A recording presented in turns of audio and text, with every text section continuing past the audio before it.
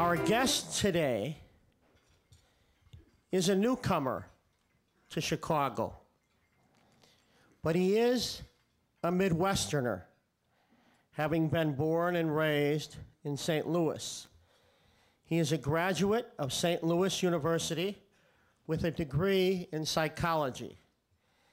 He has studied and taught worldwide. Most recently, he was special assistant to the president and acting chair of the Department of Psychology at Georgetown University. He has studied or taught at the University of California at Berkeley, Fordham University, New York University, Georgetown University, University of San Francisco, St. Louis University, and the Gregorian Institute in Rome. The chairman of Loyola's Board of Trustees, Michael Quinlan, said, and I quote, "He is a seasoned university administrator, professor, author, and scholar.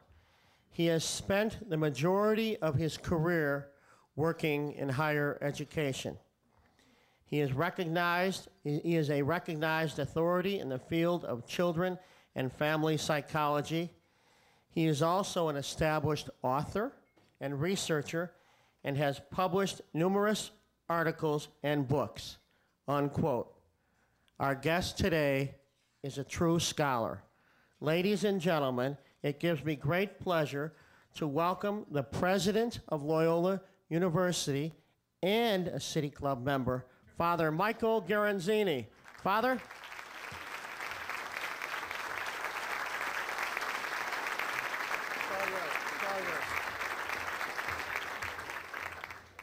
It's my City Club membership that I'm most proud of.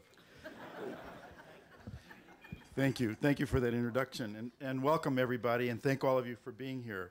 It's a real pleasure to be able to address you for a few moments this morning, and hopefully we'll get to some questions, because I've been to these before, and the questions are more fun. So I just came back from Rome, and where we have a Rome Center there, an educational center there for a couple hundred kids. And there's one thing that the Italians say, kind of a common expression there in the Eternal City, that God knows everything, but there really are three things that especially the Holy Spirit is clueless about. The first one is how many religious orders of nuns there are in the Catholic Church. The second thing is where the Franciscans keep their money. And the third thing is what the Jesuits are up to next. So what I hope to talk about this morning is what at least we at Loyola are up to next, and share a little bit about what I think is an exciting time at Loyola. I'd like to talk a little bit about some facts about the place, just to set a context, and then spend most of the time talking about what we're hoping to do there at Loyola. We're one of the top-ranked national universities, one of those Best Buy universities, because one of our strengths at Loyola is an educational program that really has 400 years of roots, roots in classical training, roots in the humanities, and roots in ethics. When Ignatius of Loyola 400 years ago founded the Jesuits, he wasn't sure that we would be doing education. That wasn't his first idea, but he soon discovered that the best thing to do, the thing that you can have the biggest impact on, would be to educate the future leaders of any society. So before he died, there were 100 schools, and now we have hundreds around the world. We're one of 28 Jesuit colleges and universities in the United States, and there's about 50 high schools as well in the United States. At Loyola in Chicago, we have a long tradition of educating some of Chicago's best and brightest, and we're very, very proud of that. We're 9 schools, from medicine and law through arts and sciences, nursing, education, business, and so on. We cover pretty much the gamut of educational programs. We have more than 100,000 alums in this area. In the United States, about 70,000 in the Chicagoland area alone. So we have certainly had our impact. As I see it, Chicago's Loyola University has three components to it, or three faces to the community. We have been known as the place that produces doctors and has a first-rate medical health center. And so that center located out in Maywood is a thriving go right now. And it has been kind of a jewel for the city and a jewel in our crown as well. We are also the place that has educated thousands and thousands and thousands of young men and women, mostly middle class and struggling middle class families, who have wanted their kids to go to a place that was going to give them a solid foundation so that they could go on into the professions. So the classic Jesuit liberal arts educational program that we still have is delivered on our Lakeshore campus 15 minutes north of here, right on the lake. That is still a very thriving campus, and we're still very, very proud of it. The third face that we have been to the Chicagoland community is the place where people get their professional training. Many of you here are people that went through, especially our Water Tower campus, where business and soon education again, social work, law, students come, put in their time, and then stay in Chicago. So we have produced the leadership class, if you will, of Chicago. And of course, we're not the only institution that has done that, but we're certainly an institution with probably, I like to think, the biggest stake in producing the leadership of Chicago. We also like to think that we produce leaders who not only can take a risk and have the courage to take risks, but also the kind of leaders that have a conviction and come out of an ethical tradition. So we're a university that is diverse. We're not just a Catholic institution. While about 60% of our students are Catholic, 40% are not Catholic. In fact, at this time in our history, 22 to 25% are non-Christians. Why would people from other faiths want to come to what is clearly a Catholic Jesuit institution? I think it's because they feel at home there. The Jews, Muslims, and other students from other backgrounds often say to me that they feel that religious questions are taken seriously, that their faith is respected, and that in the classroom and among the professors, any issue that might touch on a religious aspect is given fair shrift.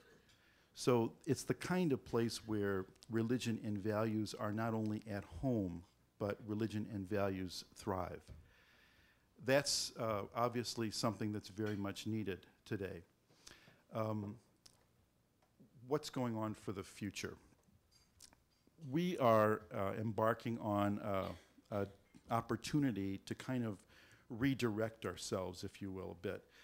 We have, I think, drifted a little bit. We have tried a couple of experiments, and they have not, in my opinion, worked well. And we're an institution that is kind of getting our act together and redirecting ourselves for a kind of a straight march ahead. In 1996 or so, we decided to separate, in terms of the economy of the institution, the medical center.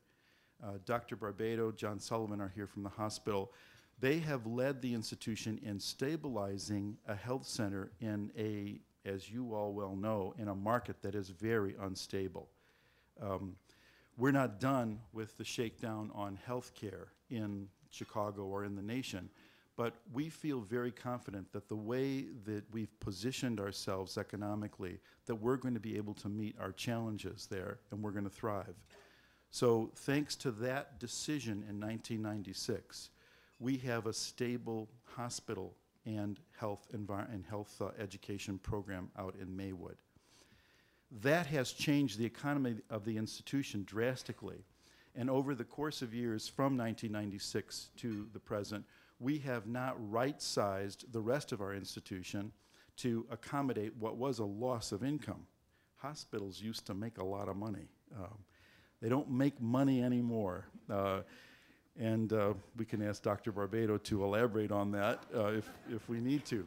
But we had not right-sized ourselves and positioned ourselves to accept that blow to our budget.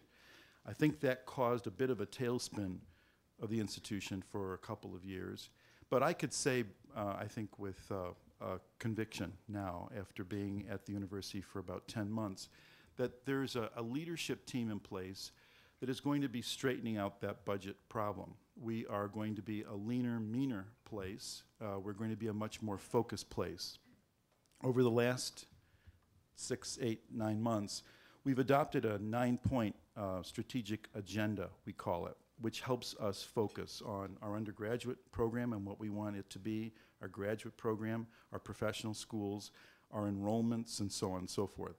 We have those 9 points that we follow religiously, and I think that is going to help us not only balance our budget in 2 years, but it's also going to shift our energies into the right places.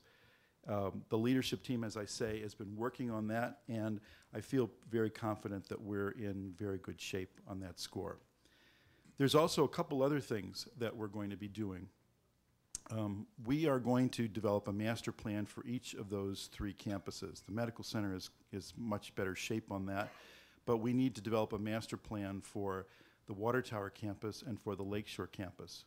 Securing the Lakeshore campus as part of what's becoming a more thriving Rogers Park community. As one of the most diverse communities in the neighborhood, it's both an opportunity for us and a challenge for us.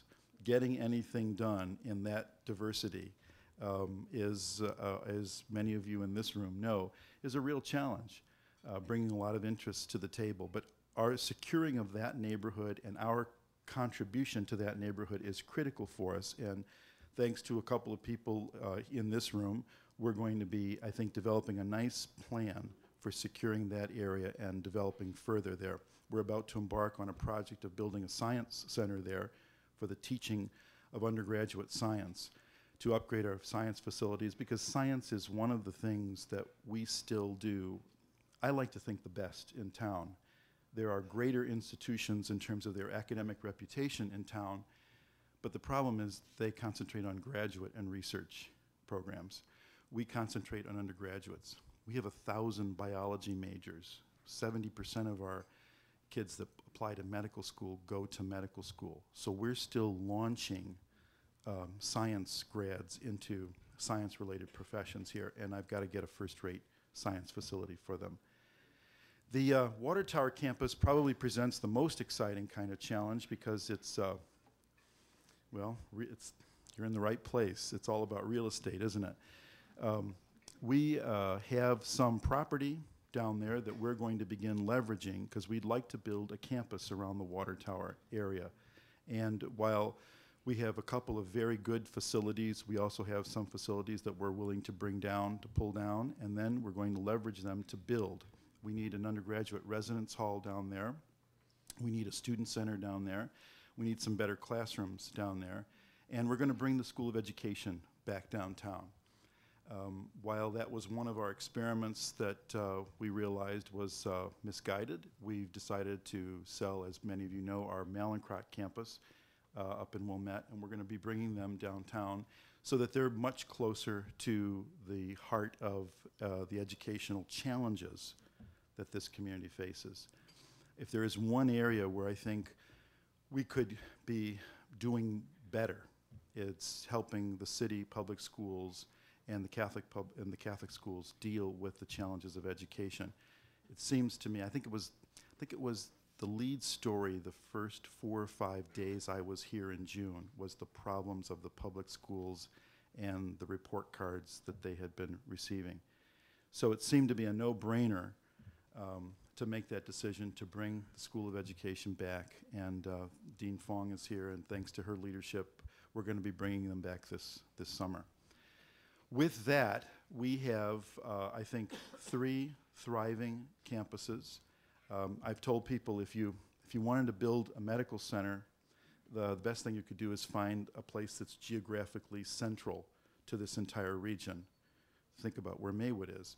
If you wanted to build an undergraduate program that was both appealing for young kids who want to be near a lake or a shore, and also in a mixed neighborhood where they'd have plenty of opportunity for service and for getting to know the complexities of urban life, Rogers Park and that Lakeshore campus wouldn't be more ideal. And if you wanted a campus for a group of professional schools, you'd bring them to the heart of a city, and you'd bring them to the nicest part of the heart of the city, and that's what the Water Tower campus is. So we're very well situated, I believe, to move, and we have every hope and every expectation that our alums are going to get behind us. If there's one thing that Loyola did not do well in the past, and that was reach out to its own alums. We, of all the Jesuit schools I've been to, this probably has the least well-developed development program. I think it's because we did well, because we were thriving without the donations of our alumni, and so we neglected that. But the alumni that we have in town may be resting under the false notion that they got their education completely paid for out of their own pocket. They got their education because a lot of people sacrificed. Many of the students did work hard to go and did put in many hours and so on. I know that I was one of those in St. Louis that did that very thing. But it's hard for kids to go to school today. I could make my tuition at St. Louis University in my summer job. Now, there's no student can make his or her tuition in a summer job. So the economy's changed, the expenses have changed, and I've got to reach out to our alums to help us educate the next generation of Chicago's leaders. So thank you, and I think this is where we go into questions. Oh, no, I never. As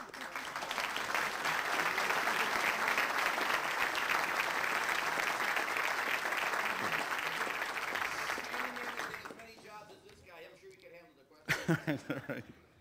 Anything?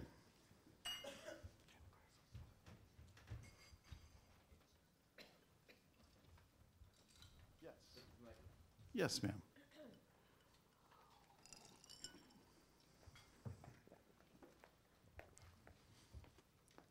What's the situation on staffing of teachers? How many lay teachers do you have, and you have trouble finding them like so many of the schools do? At the university, we don't have trouble finding faculty. Are you referring to the university's teaching corps? We don't really have trouble finding faculty. You know, Chicago is a great place to live.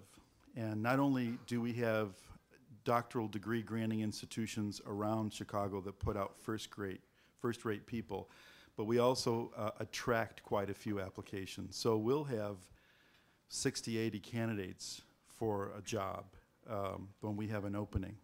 So we're not hurting there. At that level, there's not a problem. You know, teaching is a great job. There's 3 reasons why you want to be a teacher: June, July, and August. And so we don't have that trouble. The teacher shortage is really at the elementary and secondary level in town. Yeah. And is there a percentage of lay compared to religious? At Loyola, yeah, we'll be very small number of religious teaching there. A number of Jesuits, full-time Jesuits, is about 25 that are working at the institution. Well, when you think about being joined by a number of other priests and sisters from other religious orders, the BVMs that used to teach at Mundelein, yes, they're still part of our staff. We still have a number of them. So altogether, we're probably about 50 religious that teach at Loyola, and we have a faculty size of about 500 on that campus and about 500 docs. I think that's about 500 docs out at the medical center. I was taught by the BVMs. Were you? Yeah, at Mundelein. Except for philosophy and religion. They figured the nuns weren't good enough. We had to have Father Murphy from Loyola, a Jebby. And we all fell in love with Father Murphy. Good. I'm glad to hear that. Not too in love with Father Murphy.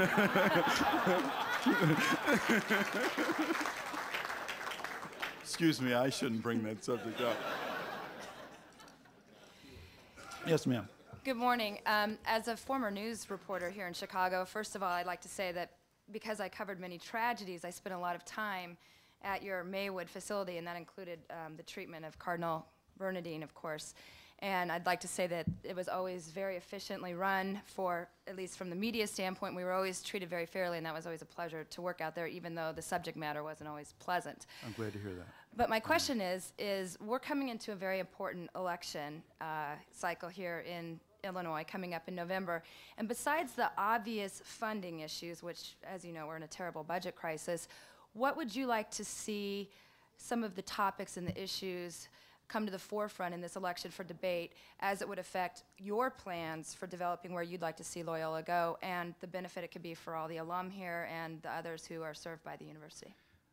Thank you. I think we have a real issue, a real challenge to face in this election. We have to decide in the area of healthcare, for example, whether or not we're going to continue to squeeze institutions that are dealing with the poorest, people on Medicaid, for example. It's an easy place to get money. These people are less likely to give you trouble in an election when you take away their money. So it's an easy place to get it. But in fact, what it's doing is it's squeezing our health care institutions around town. When you get 42 cents on the dollar reimbursement from Medicaid, you can hardly make it. We're going to be faced, as many hospitals are going to be faced, if we don't deal with that question as a state, we're going to be faced with having to make decisions about whether and what type of patient we can take care of. We've never had to face that. We've never wanted to face it, and even when we thought we're not getting reimbursed as we should, we've made the sacrifice to do that. I can't incur more debt, and I can't allow the hospital to continue to give services that they can't get paid for, because that's just the reality of things. But boy, we're butting right up against mission here. And while we want to serve the poor, we're expecting somebody to step up and help make that possible. So that's an important thing for us, what's happening with Medicaid cutbacks. I think the other areas that we're worried about is cutbacks in programs like MAP, which allow students from around the state to go to private or public schools. We don't want to start cutting into our workforce and the preparation of people for the future. That's fairly short-sighted as well, to deal with cutting back on tuition aid that's helping allow a lot of middle-class and lower middle-class kids go to college and finish college. Those are two areas, of course, that are high on my list. I also think we need to do something about the teacher shortage, and we need to do something about upgrading public education. We have an array of institutions in Chicago itself that should be putting out the best public school system, not one that we can't be proud of. So I think that's a crime. It's a real crime, because we're shortchanging too many kids. So those are my priorities. Yes. What is your impression of Chicago, Father? And can we entice you to come to a couple basketball games?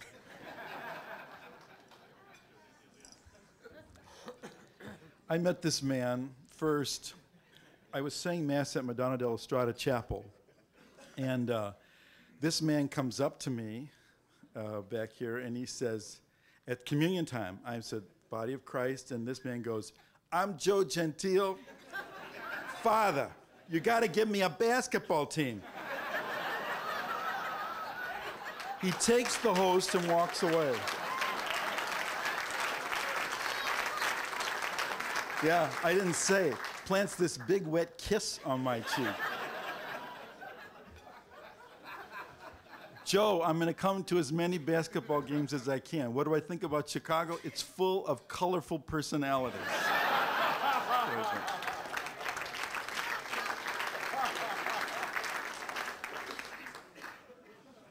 An anti-plant in the audience. Yeah.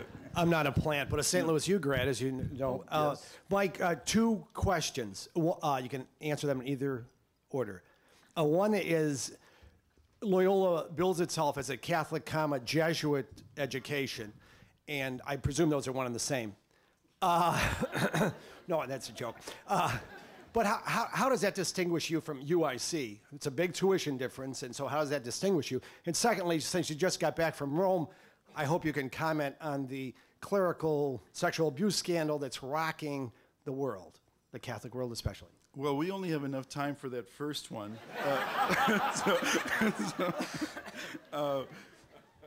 If I can answer, I'll answer briefly.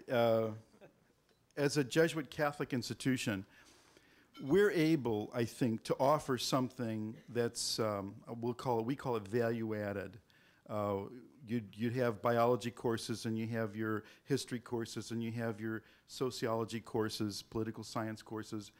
And in the unique atmosphere that we have created with a number of people dedicated to looking at critical questions and the ethical perspective around critical questions, there's an atmosphere created at Loyola, especially at the Lakeshore campus in these areas, and then also in our professional schools. But there's an atmosphere created where the ethical issue, even the moral and religious issue, is not only tolerated, but it's expected to be dealt with. You just can't do that in other institutions. Practically speaking, we're just able to give a better education, I believe, because of our size. You know, when you go to some institutions, the Biology 101 course is 600 and 700 students. We have courses with 100, even less, in Biology 101. So we give our students a lot of attention. The upper class courses are really seminars, a series of seminars. So it's an expensive education to give, but I think you come out with it with a lot of contact with adults who have dedicated their lives to not only these issues, but the implications of these issues for the future. There is a moment or two to talk about the second issue. I think I spoke about this, my homily on Holy Thursday. I think this is a moment of grace, as people like Cardinal George have been talking about it for the Catholic Church. It's time to clean the air on a number of these difficult issues. And it raises and it touches a lot of issues in the church about manpower and about equality of opportunity for people that are not male. It raises questions about how we're dealing with sexual identity issues and so on. It touches on a number of things. First of all, anybody that abuses kids, I'm a child therapist and family therapist. I've dealt with this issue from the other side of helping victims, and I tell you, it's complicated, and it's about time we clear the air. There are abusive people. I never had the child or dealt with the child or family of someone who was abused by a priest, because there are many other people that abuse. But I do know how serious it is, and I think we have to deal with it very, very seriously. And a person who does that, in my experience, anyone who was an abuser was themselves abused. If you think about it, how do you abuse a child? You can only do that if you have no sense of the fact that it's totally inappropriate, that it wouldn't even cross your mind if you were not yourselves abused. So I have never met an abuser who was not him or herself abused. The issue, I think, recently, the decision that was made by the cardinals and that they're going to be pushing in Dallas is an interesting one. And I chose my words carefully. I think they're going to have a very difficult time deciding what zero tolerance means. Administering a policy of zero tolerance is going to be nearly impossible, I just predict. An unwarranted affection expressed towards a child, is that pedophilia? When you get into this area of sexual relations, think about all of the trouble we're having trying to figure out what sexual harassment in the workforce means. And all the shades of gray, black and white and gray. I think zero tolerance is going to be tough for them to administer. The other problem I have with a strict and simple policy is that it deters us, or it moves us away from dealing with all of the other issues that need to be dealt with. Zero tolerance does not solve all the other problems about who should be a minister, how should we train ministers, it's the seminary issues. It doesn't solve a lot of other issues that are also needing to be dealt with. This was a very clever way to move things off the front page. That's my cynical take. It was also probably a very good thing to do to start to move forward. My only point, it's going to be impossible to administer, and it takes the spotlight off of a number of other issues which we're not finished with. That said, this is all really healthy. If you're a family therapist, you like trouble. You like to see it. You like to see it brooding. You like to see what's going on. You like to see how people talk and debate and discuss, because that's how you find solutions when you get a real controversy going. So I think it's a moment of grace. I hope we don't cut it off by deciding that we can do some one thing to put it away. I don't share the view that the media has been the problem. I think the media has done a service. It's not always the best coverage, and it's not something you always want to see, but that's my position on it. Well, I don't think we'll probably have enough time for any more questions. No. Thank you.